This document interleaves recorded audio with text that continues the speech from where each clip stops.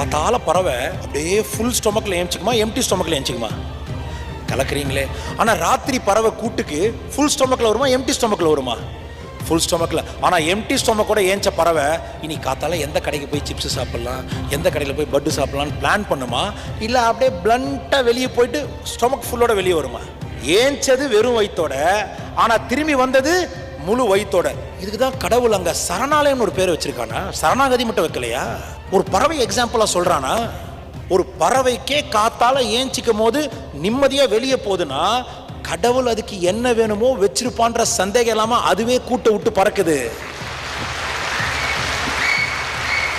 அப்ப இங்க கடவுள் உனக்கு ஒண்ணு சொல்றான், டே கண்ணு, உனக்கானதை நான் இந்த உலகத்துல வச்சிருக்கேன், ஆனா நீ அதுக்கான வேலையை செஞ்சுதான் ஆகணும். அந்த இடத்துலயே பேண்டணும் படுத்தணும் இருந்தனா ஒன்னும் உருப்படாது.